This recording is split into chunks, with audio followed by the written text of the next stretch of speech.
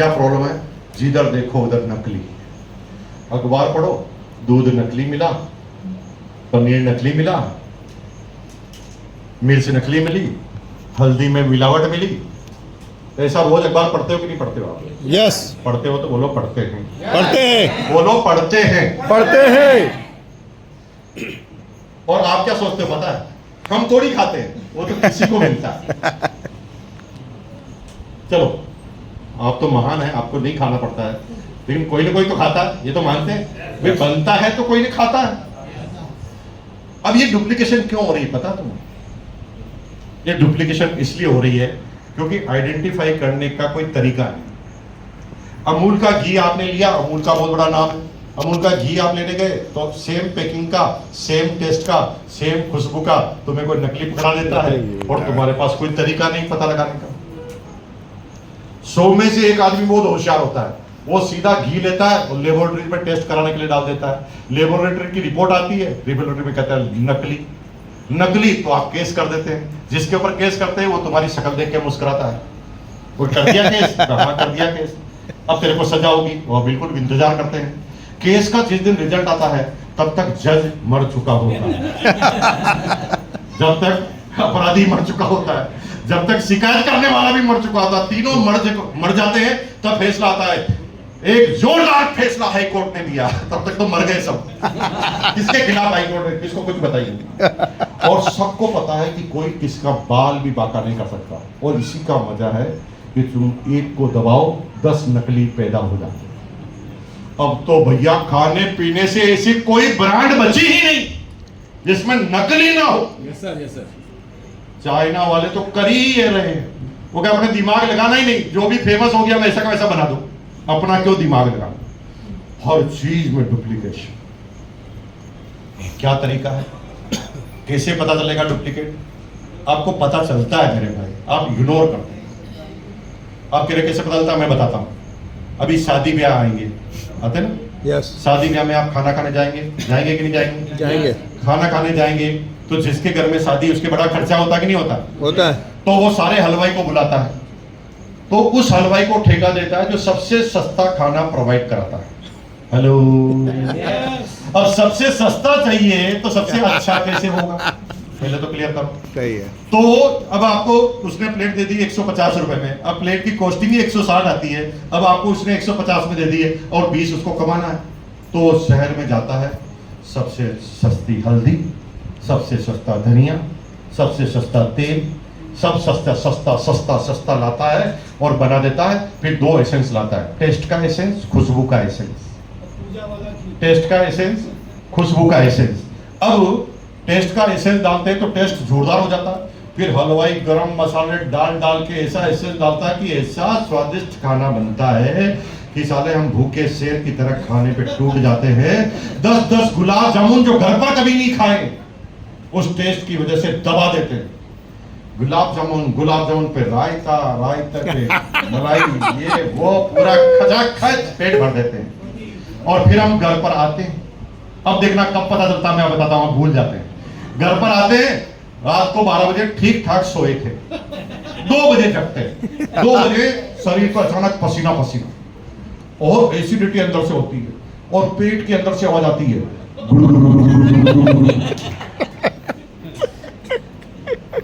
जब भी खाना खाने जाते हो होता है कि नहीं होता है? होता है। होता है तो बोलो होता है। होता है। होता है तो क्या करते हो? क्या करते हो पता है? बीबी को कहते हैं, ए चलो एसिडिटी हो गई, गोली ला। फिर एक गोली खाते हैं, एसिडिटी को दबाते हैं। इससे कहते हैं आंदोलन को लाठी चार्ज से शांत करना। क्या कहते हैं? अंदर एक आंदोलन पैदा हुआ क्योंकि आपने गड़बड़ खाया और आपकी सबसे बड़ी लेबोरेटरी तो आपका पेट है। ये पेट कोई भी ऐसी चीज जो आपको खानी नहीं चाहिए, वो जब आप खाते हैं तो ये आपको इंडिकेट करती है। लेकिन आप डिक्टेटर हैं, आप तानाशाह हैं। आप कहते साला दुख रहा है, ला गोली। और गोली लाते हैं, पानी पीते हैं, ऊपर से इनो पीते हैं, गुड़गुड़ करते हैं, ठीक हो जाते हैं। फिर अगले दिन फिर खाना, फिर जगते हैं, फिर गुड़गुड़, फिर कहते हैं लाओ गोली। फिर गोली खाते हैं, फिर दवा देते हैं, फिर तीसरे दिन खाते हैं, फिर दवा देते हैं, फिर चौथे दिन खाते हैं, फिर गोली से दबा देते हैं, फिर 5वें दिन खाते हैं, फिर गोली से दबा देते हैं। अब कोई आदमी बार बार किसी को दबाएगा तो क्रांति पैदा होगी कि नहीं होगी? यस उसी क्रांति को कैंसर कहते हैं। हेलो, यस अगर बार बार आप गोलियां खा रहे हैं दर्द के लिए, इसका मतलब आपके शरीर में कुछ गड़बड़ है। और बार बार गोली खाकर जब आप उसे दबा रहे हैं तो अब थोड़ी देर में बहुत बड़ा रिजल्ट आने वाला है, लॉटरी खुलने वाली है बीमारी। और अचानक जब डॉक्टर के पास जाएंगे तो डॉक्टर कहेगा भाई साहब बायोप्सी करानी पड़ेगी, कैंसर लग रहा है, 3rd स्टेज का है, 16 लाख रुपए लगेंगे। यानी मूंगफली का तेल, मूंगफली के रेट है 100 रुपए किलो। क्या रेट है? 100 रुपए किलो। 1 किलो में 350 ml तेल निकलता है। ये रॉकेट साइज थोड़ी है, गूगल पे जाके पता कर लो। 1 किलो में 350 ग्राम ऑयल निकलता है, तो ऑयल की रेट कितनी होनी चाहिए? 300 रुपए का। 350 रुपए ऑयल की रेट होनी चाहिए। वो तो मिल रहा है 130 में।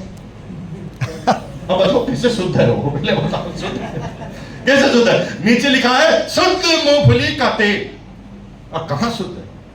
जब कॉस्टिंग ही 350 है, आपने खुद निकाल दी, मार्केट में 130 में, हाउ इज इट पॉसिबल? वो 10, 20, 30 रुपए बचाने के चक्कर में डॉक्टर बहुत देर तक गाना गाता है, एक बार आएगा आएगा आएगा, गाना तो है एक बार आजा आजा तो एक बार आएगा तब मैं इसको संभाल लूंगा, क्या करके आएगा। पूरे जीवन में जितना कमाया है ना, एक झटके में बाहर निकालूंगा और तेरी ताकत उसको रोक नहीं पाएगी।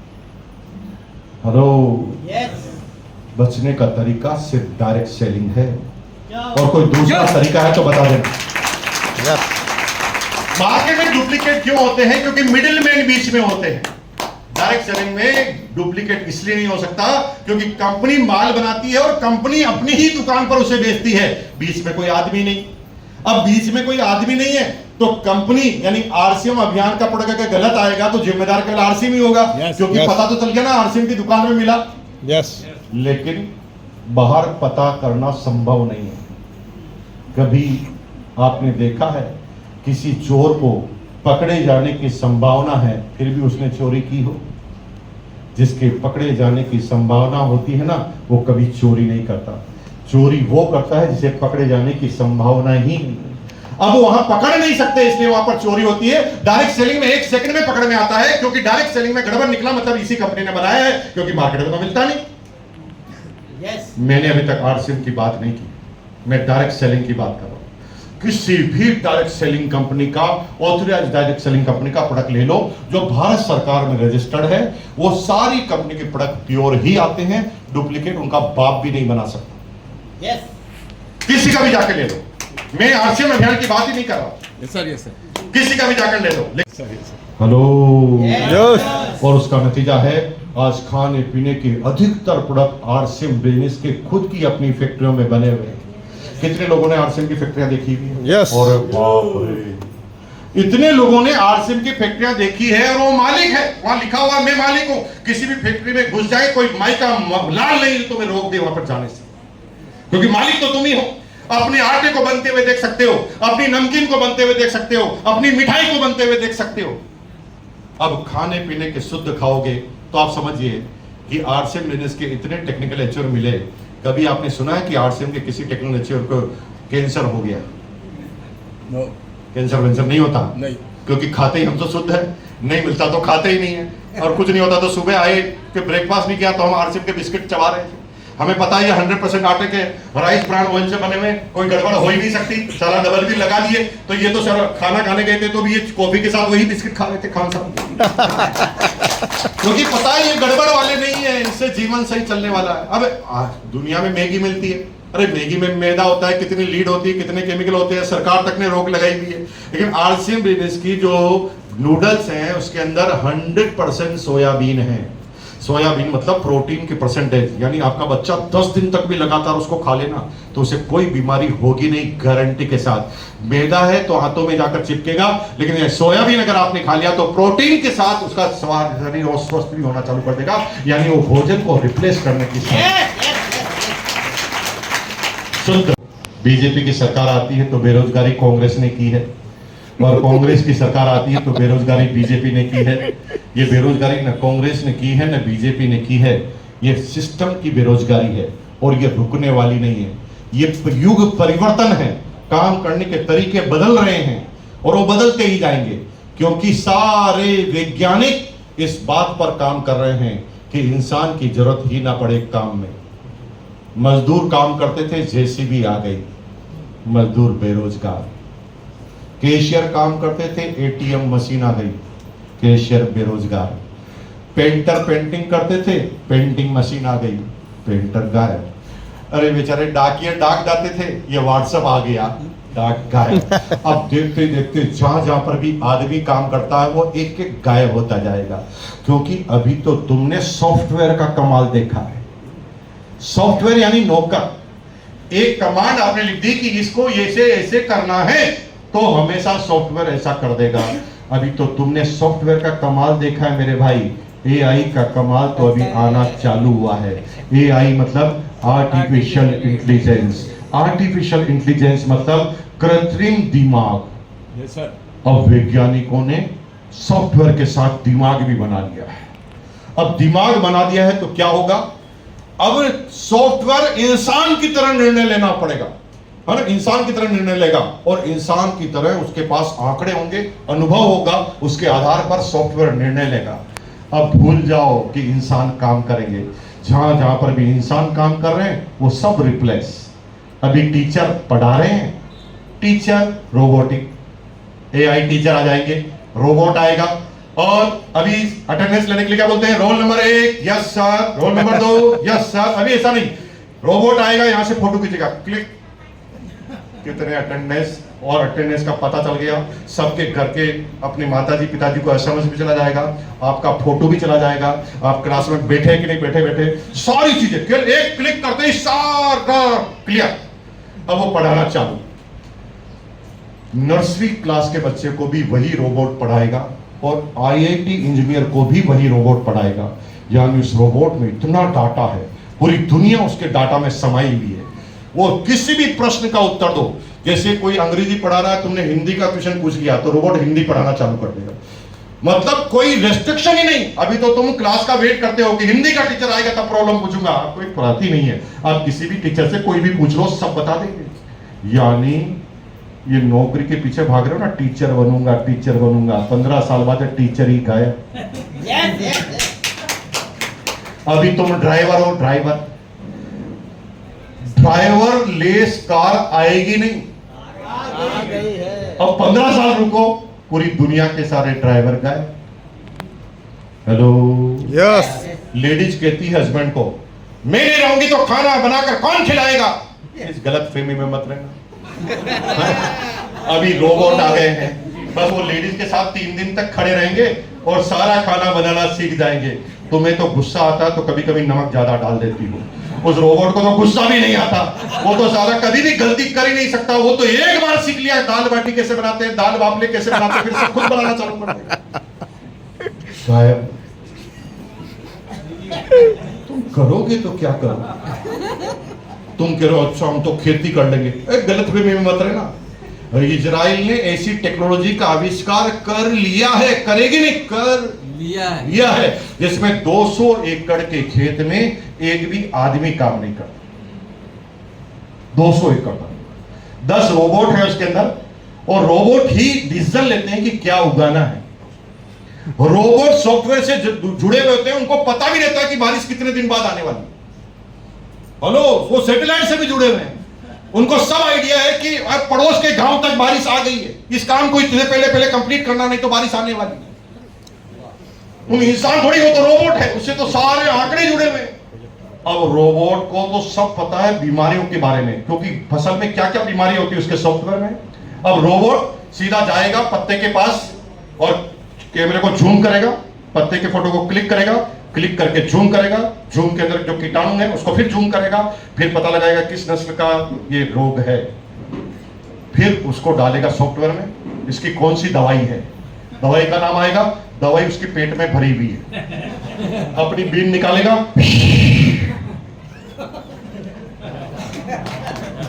हेलो, ये होगा नहीं, होगा नहीं,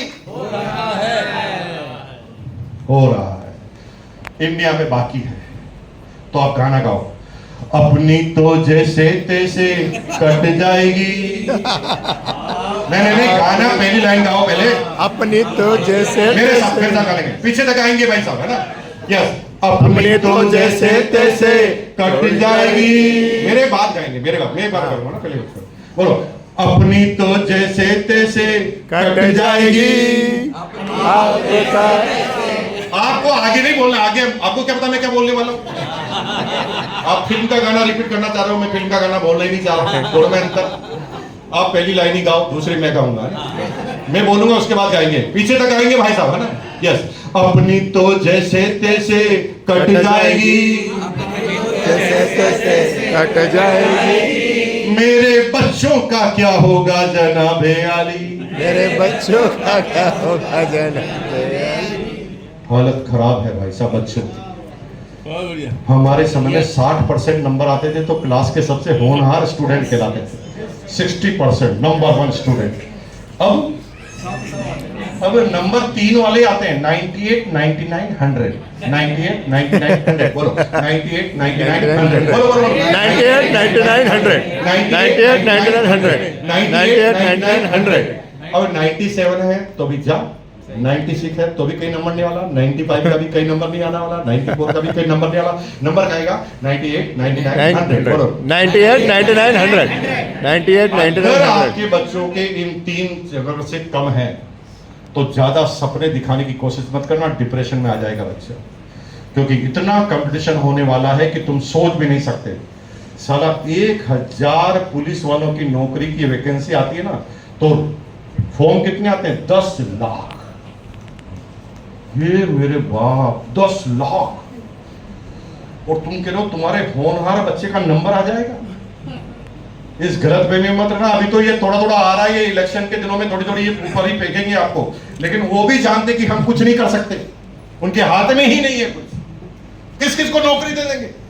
नौकरी देंगे किसके? जरूरत ही नहीं है। पहले 10 अकाउंटेंट की जरूरत पड़ती थी, अब कंप्यूटर वो काम कर लेता है, नौकरी पर रखेंगे कहां? हाँ, तो नौकरी इसे दे सकते हैं कि सरकार के द्वारा मान्यता प्राप्त भिखारी, है ना? लाइसेंस दे दे कि सर इस 4 नंबर चौराहे पे आप भीख मांगेंगे, 5 पे आप मांगेंगे, सबके लिए। इसके अलावा और कोई नौकरी नहीं दे सकता। किस तरह की नौकरी चाहिए आपको? नौकरी है ही नहीं कहीं पे। चाहे प्राइवेट सेक्टर हो चाहे गवर्नमेंट सेक्टर हो, एक एक करके चुन चुन कर मारे जाओगे, नौकरी है ही नहीं। तो क्या मैं आपको डरा रहा हूं? नो। नहीं मेरे भाई, ये दुनिया खत्म नहीं होने वाली, ये दुनिया तो रहेगी, ऐसे कैसे चलती रहेगी। लेकिन महाभारत की शुरुआत को याद करो। जब महाभारत आप टीवी पे देखते थे तो शुरुआत होती थी, मैं इस समय हूं, यस मैं चलता ही रहता हूं, यस मैं गतिमान हूं। कुछ लोग मुझे रोकने की कोशिश करें और कुछ लोग मेरे साथ नहीं चले तो वो पिछड़ जाते। ये समय की धार है भाई साहब, ये चलती ही रहती है। अगर अग्रेसिव होकर मेरे को लगातार फॉलो किया तो मैं तुम्हें वहीं पर ले जाऊंगा, मैं जहां चाहूंगा। लेकिन तुमने मुझे बदलने की कोशिश की तो तुम खदेड़ कर नीचे की तरफ जाओगे और दुनिया की ताकत रोक नहीं पाएगी, क्योंकि मैं समय ये समय चल रहा है। कुछ लोग जो अभी समाज के वर्चस्व वाले लोग हैं ना, उनको लगता है हमारा क्या होगा। अरे एक झटका आएगा, एक सेक्टर कहां से गायब होएगा तुम्हें पता ही नहीं। अभी जो बड़े बड़े जबलपुर के बड़े बड़े बिजनेसमैन है ना, वो सोच रहे हैं मेरी इंडस्ट्री चल रही है, एक साइंस का एक इनोवेशन होगा पूरी इंडस्ट्रीज गायब। Yes sir. और ऐसे सैकड़ों हुए।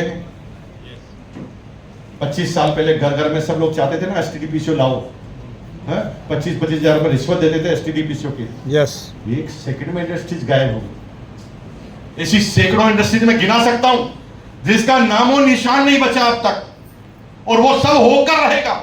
इसलिए वक्त से पहले समझ जाओ, अपने लिए नहीं तो अपने बच्चों के लिए। 25 साल से मुकेश कोठारी चिल्ला रहा है, 25 साल पहले भी खान साहब समझे थे तो खान साहब आ गए, फिर 8 साल पहले अमित जी समझे तो 8 साल पहले आ गए, 18-20 साल पहले सक्सेना जी समझे तो 18-20 साल 22 साल पहले ये आ गए। आ ही रहे थे ना।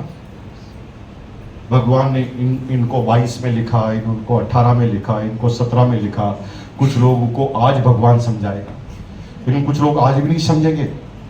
वो कह के जाएंगे नहीं मेरे पोते ही समझेंगे, जा तो उनके पोते समझेंगे, किसी के पड़पोते समझेंगे, किसी के लड़पड़ पोते समझेंगे, किसी के सड़पड़ पोते समझेंगे, किसी के गड़पड़ पोते समझेंगे, किसी के नड़पड़ पोते समझेंगे, किसी के पड़पड़ पोते समझेंगे। समझना तो पड़ेगा। और कोई अल्टर ही नहीं है, गाना गाओ। अपनी तो जैसे तैसे जैसे तैसे कट जाएगी। जाएगी। अब मेरे बच्चों का क्या होगा समझ में आ गया जनाब यारी। अभी से बच्चों के लिए काम चालू कर देना, क्योंकि ये नहीं करोगे तो और कुछ है ही नहीं। डायरेक्ट सेलिंग क्यों नहीं कर सकता कंप्यूटर? क्योंकि दुनिया में एआई कभी डायरेक्ट सेलिंग नहीं कर पाएगी, क्योंकि डायरेक्ट सेलिंग ह्यूमन इमोशन और ह्यूमन इंटेलिजेंस का बिजनेस है, जहां पर जब किसी व्यक्ति के पास आप जाते हैं तो आपको पहले पता नहीं होता कि सामने वाला क्या बोलेगा, और कंप्यूटर को केवल वही पता होता है जो पहले इतिहास होता है।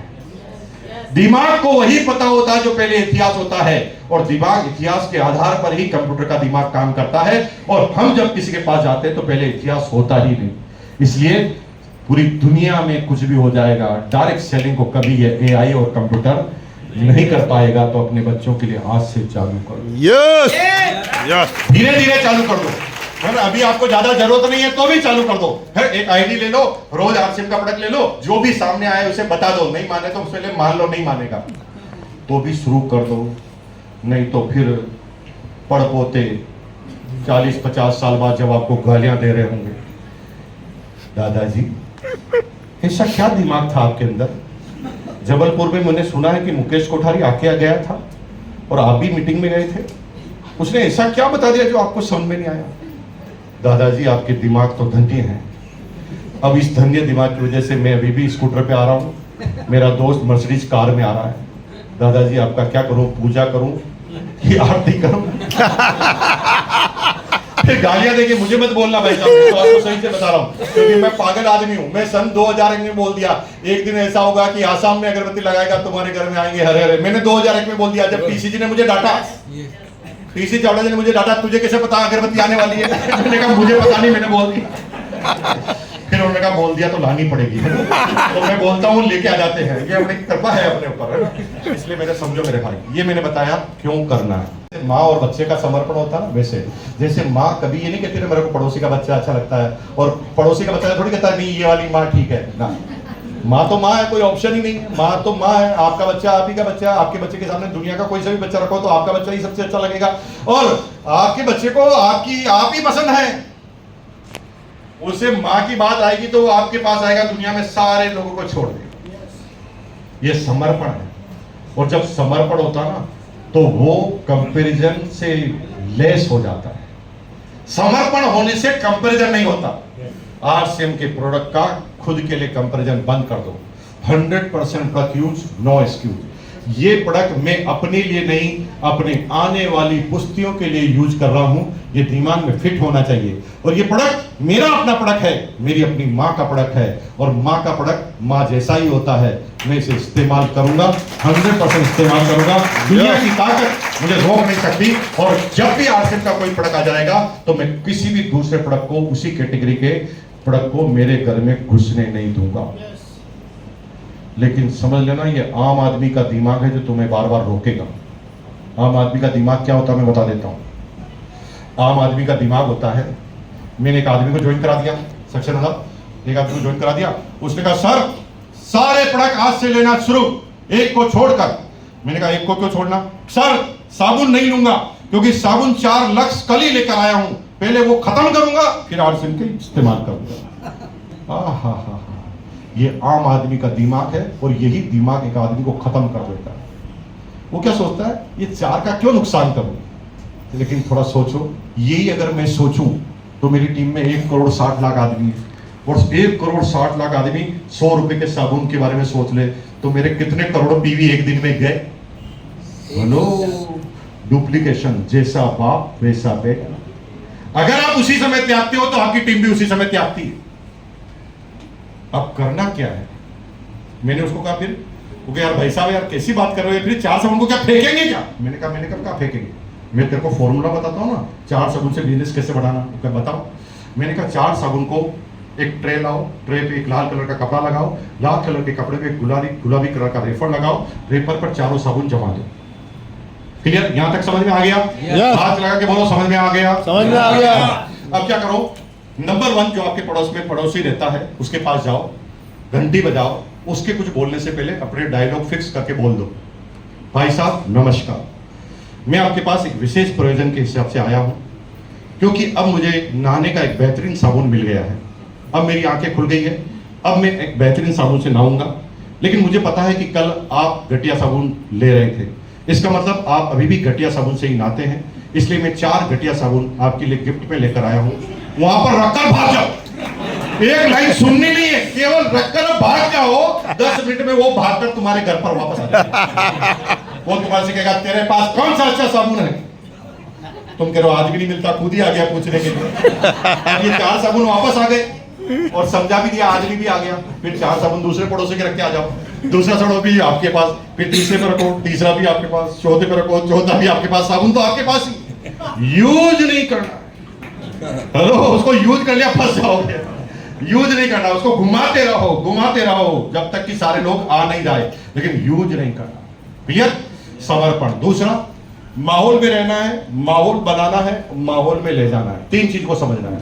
देखिए, आप आरसीएम की मीटिंग में आओगे तो आपको क्या लगेगा, मैं कामयाब हो सकता हूं, क्या लगेगा? यस, मैं कामयाब हो सकता हूँ, क्या लगेगा? मैं कामयाब हो सकता हूँ, अरे लगेगा क्या? मैं कामयाब हो सकता तेज बोलो ना यार, मैं कामयाब हो सकता हूँ। जब भी आरसीएम की मीटिंग में आएंगे तो आपको अंदर जोश बढ़ जाएगा और क्या कहेंगे, यस मैं कामयाब होकर रहूंगा, लेकिन जो ही तुम पड़ोसियों की मीटिंग में जाओगे वो कहेगा तेरा बाप भी नहीं हो सकता। इसका मतलब ये है, साइंस ये है कि जहां जो बनना है वहां जाना होगा, क्लियर। अगर यहां पर रहोगे तो पॉजिटिव रहोगे, जब भी नेगेटिव हो जाए फिर मीटिंग में आ जाओ, जब भी नेगेटिव हो जाए जब मीटिंग में आ जाओ। लेकिन कुछ लोग ऐसे भी होते हैं, आज मेरा कोई आदमी नहीं आ रहा है इसलिए मैं भी मीटिंग में नहीं आ रहा हूं। मैंने कहा बेवकूफ, आदमी कोई नहीं आ रहा तो आना जरूरी है। अगर कोई आदमी आ रहा है तो कभी कभी नहीं भी आए तो चलेगा, अरे कोई नहीं आ रहा तो तेरा तो आना जरूरी है भाई साहब, तू नेगेटिव हो जाएगा।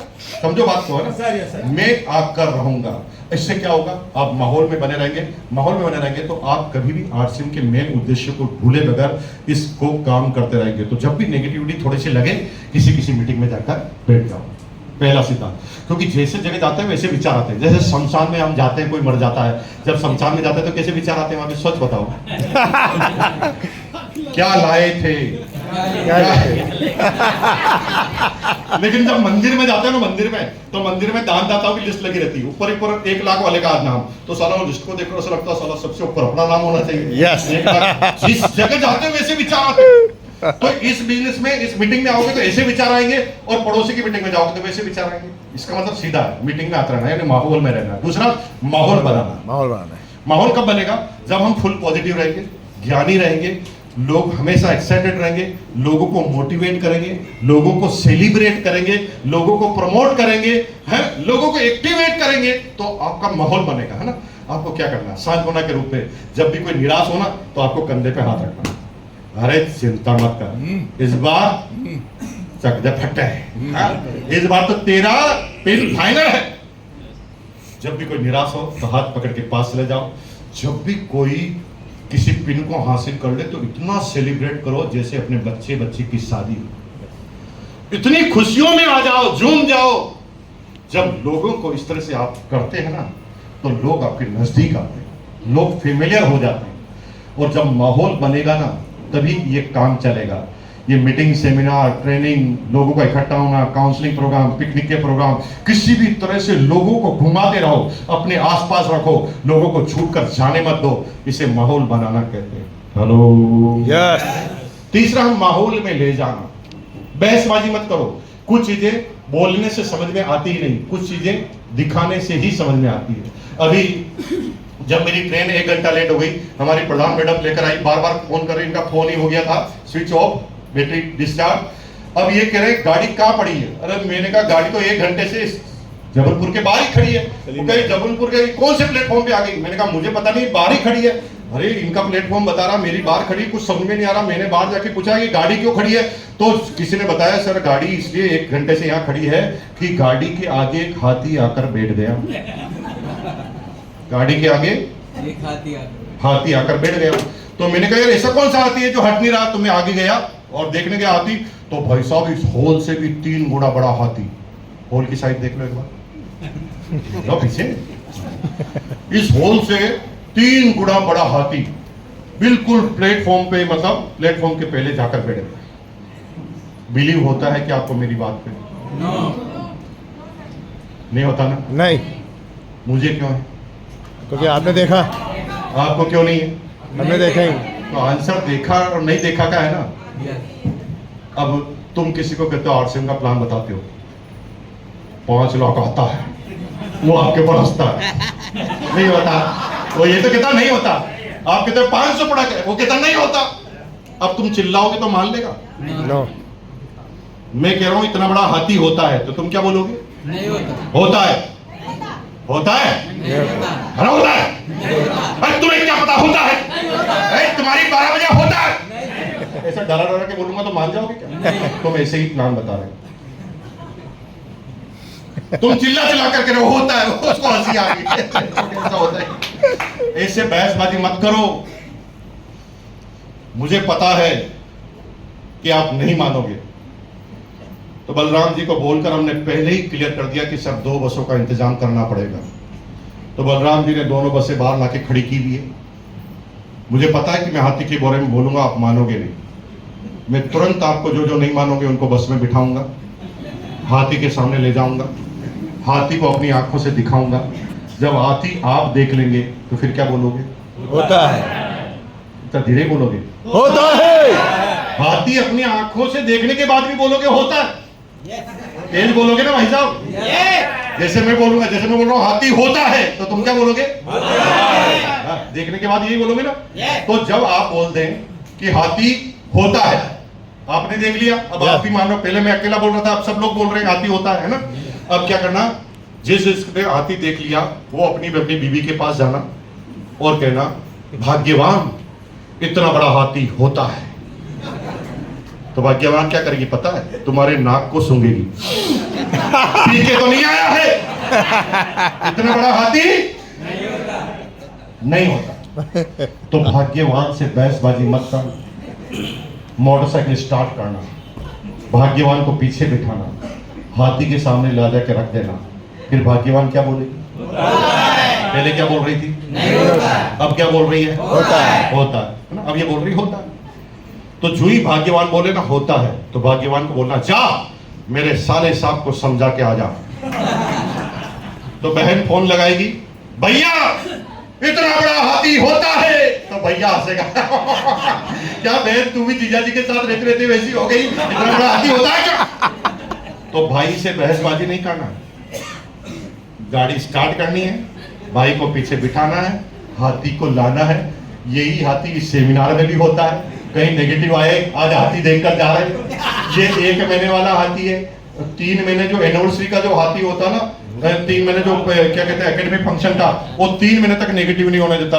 और सबसे बड़ा हाथी होता है आरसीएम एनिवर्सरी में, यस सर, जो होने वाली है 24 नवंबर यस 2024 को इंदिरा गांधी इंडोर स्टेडियम दिल्ली के अंदर। यस वहां पर दिखेगा दुनिया का सबसे बड़ा हाथी।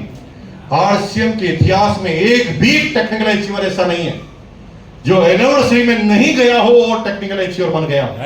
वो है संभव है, क्योंकि प्लान वो का वही है, बिजनेस वो का वही है, सिस्टम वो का वही है, लेकिन हाथी वो का वो नहीं है। वहां पर बड़ा हाथी है, यहाँ पर छोटा हाथी है। वहां पर जब बड़ा हाथी देख कर आता है तो दहाड़ता है, सारी दुनिया में घूम घूम कर कहता है इतना बड़ा हाथी होता है। और फिर अगली एनिवर्सरी में 10-20 को फिर दिखाने ले जाता है हाथी, और फिर वो टेक्निकल पर जाना चालू हो जाता है। और ये सबसे बड़ा हाथी कब है? 24 नवंबर 2024 मुंबई, दिल्ली, इंदिरा गांधी इंडोर स्टेडियम दिल्ली में। लेकिन प्रॉब्लम एक ही है कि एक कोल लीडर को 500 टिकट मिली है, ओनली 500। एक कोल लीडर को चाहिए 5000, मिलेगी केवल 500। तो कोल लीडर बड़ा दिमाग वाला आदमी, वो क्या सोचता है किसको ले जाने में मेरा फायदा है। तो वो छाट कर इसके 5 आदमी, इसके 7 आदमी, इसके 3 आदमी। और देखना कभी भी कोल लीडर ना आपको ज्यादा जबरदस्ती नहीं करेगा, क्योंकि उसे पता है जबरदस्ती करके क्या करूंगा, मेरे पास तो है ही नहीं टिकट तो 500 ही मिली है। और ना कोल लीडर शॉर्ट शॉर्ट दे देगा। जब टिकट नहीं होगी और आप कहोगे सर हमें भी जाना है टिकट दो, तो कॉल लीडर आपको समझाएगा इस बार की एनिवर्सरी में ज्यादा मजा नहीं आने वाला, अगली जो एनिवर्सरी होगी ना उसमें बहुत मजा आएगा। वो तुम्हें ऐसे पागल बनाने की कोशिश करेगा और 90% लोग पागल बन जाते हैं। एक एनिवर्सरी को पीछे ले जाना मतलब एक जन्म पीछे जाना। एक एनिवर्सरी भी छोड़ देना तो एक लाइफ पीछे जाती है, एक पीढ़ी पीछे जाती है। इसकी कैलकुलेशन जब आपको समझ में आएगी तो पता लग जाएगा। इसलिए कितना भी मना करें, हमें वहां पर जाना है। जाने का तरीका मैं आपको बता देता हूं। ये गारंटी लो कि किसी भी कॉल लीडर को आप ये नहीं बताओगे कि मैंने ऐसा कहा, रिकॉर्डिंग बंद करो। टीचर का सम्मान ट्रॉफी के साथ नहीं हुआ। ये एनिवर्सरी पहली ऐसी हो रही है जिसमें हर रॉयल टीचर का ट्रॉफी के साथ सम्मान होगा, चाहे वो रॉयल टीचर नया बना हो, चाहे उसने पिन को ऑपरेट किया हो। यानी 1 अक्टूबर 2023 से लगाकर 24 सितंबर तक जो भी ब्रांड न्यू रॉयल टीचर आते हैं या किसी भी पिन रॉयल्टी की पिन को बदलते हैं, फाइनल पिन को, उनको ट्रॉफी के साथ सम्मानित किया जाएगा। अब यूं तो लग रहा है ट्रॉफी तो यार क्या 40, 50, 100, 200 रुपए की होगी, इसमें क्या बड़ी बात है। अरे तुम समझ ही नहीं रहे हो। 25,000 आदमी को इकट्ठा करना हो और एक फिल्म मेकर को एक सीन बनाना हो जिसमें हीरो को एक बड़ा सतयुग पुरुष ट्रॉफी प्रदान करे और सिर्फ फिल्म में ऐसा सीन बनाना हो, तो फिल्म में सीन बनाने के लिए उसे 25,000 आदमी को इकट्ठा करना पड़ेगा। यस। स्टेडियम बुक कराना पड़ेगा। यस। फिर 1-2 मिनट का शॉट आएगा। यस। वो शॉट की रेट है 25 करोड़। Yes sir. अरे तुम पागल हो क्या, इतना सा नहीं समझते हो। 1,15,000 का सेकंड लेग में बिजनेस किया और रॉयल्टी पे पहुंच गए। उसका कमीशन अलग से आ गया, फ्री प्रोडक्ट अलग से आ गया, और तुमने 25 करोड़ का सूट फ्री में करवा लिया। अब थोड़ा सोचो कि तुम ट्रॉफी लेके स्टेज से निकलो और तुम एक वीडियो बना लो। प्रोफेशनल वीडियो तो कंपनी बनाएगी, लेकिन आपकी पत्नी ऐसा वीडियो बना ले जिसके अंदर इतने सारे लोग और ट्रॉफी लेके निकल जाओ, और तुम अगर ये वीडियो तुम्हारी टीम में किसी को बता दो, ताला दिमाग भर तुम्हारा रात भर सैल्यूट करेगा, यार कितना बड़ा आदमी है। मैं तो छोटा मोटा समझ रहा था। थोड़ा सोचो कि कितना बड़ा प्रमोशन। तुम जिसको भी ये वीडियो बनाओगे, बड़े बड़े लगा के प्रोजेक्टर, केवल ये वीडियो बताओ, तुम प्लान ही मत बताओ, सब लोग कहेंगे तुम्हारे जैसा बनना है। हाँ? ये कितने करोड़ों का टूल्स आप बना सकते हो, सोचो। 2 दिन है ऐसी ताकत लगाने की, सारा जो लोग जो सो गए उनको भी बिल में से निकाल के रोल टीचर बनाना। Yes sir. Yes sir. ऐसा कभी हुआ ही नहीं था। 2 और 3 फायदे क्या है। दूसरा फायदा है द यूथ अचीवर। 30 साल से ऊपर के जितने भी यूथ हैं जो इंडिपेंडेंटली काम करके टेक्निकल पर आए हैं, इंडिपेंडेंटली काम करके टेक्निकल पर आए हैं, वो कभी भी आए टेक्निकल पे आए हो, तो चाहे 2021 में आए हो, 22 में हो, 23 में आए हो, अगर वो यूथ टेक्निकल अचीवर है तो उनका स्टेज पर अलग से रिकॉग्निशन होने वाला है, द फर्स्ट टाइम। ऐसा पहले कभी नहीं हुआ। तीसरा प्रमोशन, जो भी लेडीज इंडिपेंडेंटली काम कर रही है और वो टेक्निकल अचीवर है, चाहे वो कभी भी टेक्निकल अचीवर आई है, तो उसका भी रिकॉग्निशन होने वाला है स्टेज पर। This is again first. ऐसा पहले कभी नहीं हुआ। यूथ का भी इन्वॉल्वमेंट, लेडीज का भी इन्वॉल्वमेंट, नए रॉयल टीचर का भी इन्वॉल्वमेंट, ये सारी अपॉर्चुनिटी के बाद भी अगर आपका दिमाग कहता है सोच कर बताऊंगा, तो फिर इसे रिजर्व में रखना पड़ेगा दिमाग को, इसे म्यूजियम में ले जाके रखना है, क्योंकि इससे आसान अपॉर्चुनिटी कभी आ नहीं सकती। अब मैं एक ऐसे प्रोडक्ट की बात आपसे क्यों जरूरी है पहले समझ जाइए। हिंदुस्तान में 50% आबादी लेडीज है और 50% जेंट्स। कोई शंका? 50% लेडीज, 50% जेंट्स। हर डेवलप कंट्री में 100% लोग काम करते हैं, इसलिए वो कंट्री डेवलप होती है। इंडिया में सिस्टम क्या, लेडीज घर संभालेगी, अभी थोड़ा चेंज हुआ लेकिन लगभग वैसा ही है। लेडीज घर संभालेगी और जेंट्स जो है काम करने जाएंगे। लेडीज जिसके पास पुरुष से ज्यादा गुण होते हैं, पुरुष के पास एक ही गुण लेडीज से ज्यादा होता है, शारीरिक बल। बाकी लीडर के जो 17 सिद्धांत है, 17 के 17 में 16 जगह पर पुरुष से हावी लेडीज है, लेकिन लेडीज को बाई बर्थ ही समर्पण सिखाया जाता है। समर्पण, उसका नतीजा यह होता है उसके कपड़े, उसकी वेशभूषा, उसके आभूषण, उसका रहन सहन, उसकी रोक टोक सारी ऐसी होती है जो समाज पे प्रतिबंधित होती है, जहां पर उसका कंट्रोल कहीं न कहीं समाज के पुरुषों के हाथ में होता है। उसे सिखाने वाला पुरुष होता है, उसे कहते हैं उसकी मर्यादा सिखाने वाला होता है। तुम्हें ये करना है, तुम्हें ये नहीं करना, तुम्हें ऐसे रहना है, तुम्हें घूंघट पे रहना है, तुम्हें रखो, रात को 10 बजे बाद घर से बाहर नहीं निकलना, तुम्हारे साथ ये प्रॉब्लम हो। हमेशा जेंट्स डिसाइड करते हैं, यानी पुरुष प्रधान समाज डिसाइड करता है। प्रॉब्लम ये है कि बर्थ से आपकी मां भी यही आपको सिखाती है, समर्पण। बेटा सारे लोगों का ध्यान रखना, लेकिन वो समर्पण में एक चीज भूल जाते हैं कि वो कभी ये कहे कि खुद का भी ध्यान रख लेना। वो बार बार आपको डोइलिंग बोलेंगे कि तुम्हारे घर का पूरे का ध्यान रखना तुम्हारी काम है, लेकिन वो ये बोलना भूल जाती है कि तुम्हारा ध्यान रखना भी तुम्हारे काम है। और हालत इतनी खराब है कि हिंदुस्तान में 50% लेडीज, उसमें भी वो लेडीज जिसकी एज 40 साल से नीचे है, यानी मां बनने की 100% जिसके अंदर क्षमता है, उस लेडीज में 50% लेडीज में हीमोग्लोबिन, रक्त यानी खून की कमी। और उसकी वजह से क्या होता है पता है? आपकी घर की हर महिलाएं एक डायलॉग बोलते हुए नजर आएगी। आज के बाद मेरे को याद करते हुए उस डायलॉग को सुनना। आपकी घर की महिलाएं बोल रही, पैर बहुत दुख रहे हैं जी, आज तो सिर दुख रहा है। कभी कभी वो अचानक चिड़चिड़ी हो जाती है, जिस बात पे गुस्सा नहीं करना होता उस पर भी वो गुस्सा करने लग जाती है। कभी कभी वो तुम्हारे गुस्से को तुम्हारे बच्चे पर निकाल देती है। इतनी चिड़चिड़ी हो जाती है कि उसकी त्वचा खराब होती है, आंखों के नीचे डार्क सर्कल आना चालू होते हैं, और 30 साल की एज में उसकी त्वचा ऐसे हो जाती है जैसे वो 25 साल की हो गई हो, और बाल उड़ना चालू हो जाते हैं। ये सारे सिम्टम्स हैं न्यूट्रिशन की कमी के, और हम समझ ही नहीं पाते कि हो क्यों रहे हैं। ये हो इसलिए रहे हैं क्योंकि इसके जिम्मेदार आप हैं, क्योंकि आपने उस लेडीज को समर्पण सिखाया। और लेडीज क्या करती है? हमारे देश की सारी महिलाएं इतना सुंदर, इतना स्वादिष्ट खाना बनाती है कि मैं तो हिंदुस्तान के हर कोने में जाता हूं तो मेरे लिए तो सब जगह से टिफिन ही आता। मैं यहाँ पर बोलना भूल गया कि मैं बाहर का खाना नहीं खाता हूँ, बाकी यहाँ से भी मंगाता, लेकिन मेरे पूरे इंडिया में खाना घर से ही आता है और घर से ही लाता हूँ। तो हमारी सारी बहनें ना इतना स्वादिष्ट खाना बनाती है कि मैं मतलब खाना खाते खाते ये सोचता रहता हूँ कि यार इसके पति इसके लिए भी छोड़ते होंगे कि नहीं छोड़ते होंगे।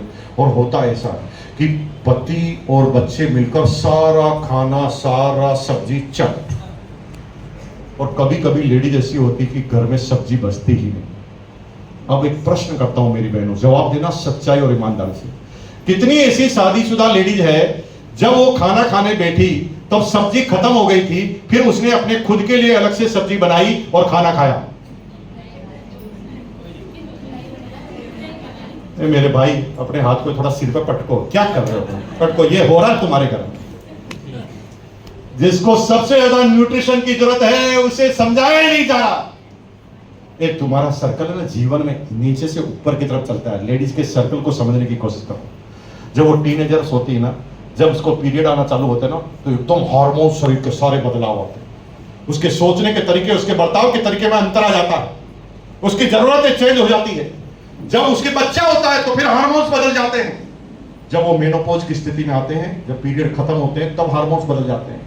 इतने उतार चढ़ाव से हमारी एक नारी, हमारी एक बहन अपने जीवन को जीती है, लेकिन किसी पुरुष ने उसे नहीं कहा कि टाइम पे खाना खा ले, तू तेरे शरीर का ध्यान रख, इतने फ्रूट तो तुझे खाने ही हैं, इतनी सब्जी तो मैं तुझे खिलाकर बैठा कर खिलाऊंगा। ऐसा किसी पुरुष ने नहीं कहा, और ये शर्म की बात है। उसका नतीजा है कि 50% लेडीज को हीमोग्लोबिन, रक्त की कमी है, न्यूट्रिशन की कमी है। आरसीएम जिसका ये प्रोडक्ट जिसका नाम है न्यूट्रिसाजूम है, यूं ही इसकी शक्ल देखते हैं लोग कहते हैं अरे तो टेबलेट है, मेडिसिन है, इसे तो डॉक्टर की सलाह से ही खाया जा सकता है। तो मैं आपको बता दूं ये मेडिसिन नहीं है। This is RDA, recommended dietary allowance. ये रिकमेंडेड डाइटरी अलाउंस है, यानी आपके खाने में जो WHO रिकमेंड करती है कि क्या क्या न्यूट्रास्यूटिकल होने चाहिए, वो रिकमेंडेशन वाले पदार्थ इसके अंदर है। कोई नहीं कहता इसे खाने की जरूरत है, मत खाइए, ये एड है, एड। उससे पहले मैं तरीके बता देता हूं क्या करना है। सिंपल, रोज आधा किलो टमाटर खाने हैं। क्यों? उसके अंदर 1 ग्राम लाइकोपिन होता है। 1 मिलीग्राम लाइकोपिन होता है, वो आपकी त्वचा को सुंदर रखेगा। आशा ही नहीं, पूर्ण विश्वास है कि एक आधा किलो टमाटर आप रोज खाएंगे। अभी तो बताना चालू किया, पहले में मना कर रहे हो। आधा किलो हरी पत्ती वाली सब्जियां डेली खानी है। उसके अंदर बहुत सारा आयरन मिलेगा, बहुत सारे विटामिन मिलेंगे। आशा ही नहीं, पूरा विश्वास है, आधा किलो सब्जी तो खाई नहीं। ये भी नहीं खाओगे, चलो कोई बात नहीं। रोज 2 गिलास दूध, एक सुबह एक शाम को, और दिन में 1 प्याला भर के दही, ये जरूरी है। और 4 ड्राई फ्रूट डेली बदल बदल कर जरूरी है। 50 ग्राम की मात्रा में आपको रोज ड्राई फ्रूट खाने हैं। कोई नहीं खा रहा। गन्ने का जूस पीना है, सीधा आयरन की स्पीड को बढ़ा देगा उसके अंदर। महीने में एक बार। और कुछ करना क्या है, 5 तरह के फ्रूट डेली खाने।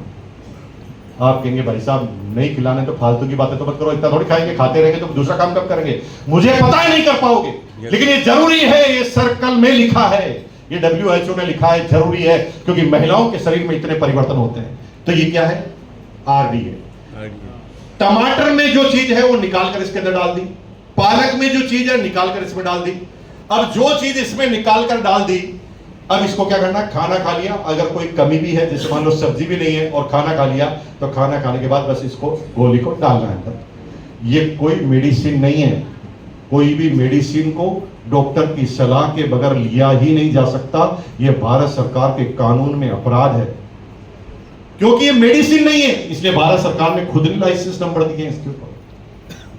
क्यों लाइसेंस नंबर दिए, क्योंकि इसका कोई साइड इफेक्ट होता नहीं। कोई गलती से 5 एक साथ खा जाए तो ऐसा नहीं है कि मर जाएगा, क्योंकि साइड इफेक्ट होता नहीं।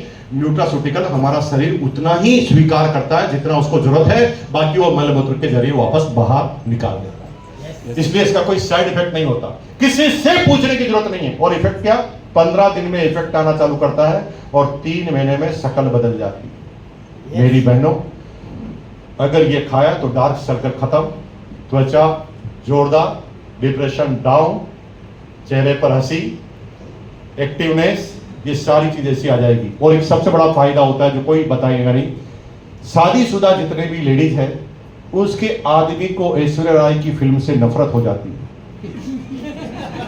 Hello yes sir. फिर वो ऐश्वर्या राय की फिल्म देखता नहीं, क्योंकि घर में ही ऐश्वर्या राय पैदा हो जाती है, फिर वो केवल आप ही को देखता है। इसलिए 3 महीने इसको 100% लेना ही है। वादा करती मेरी बहन? Yes sir.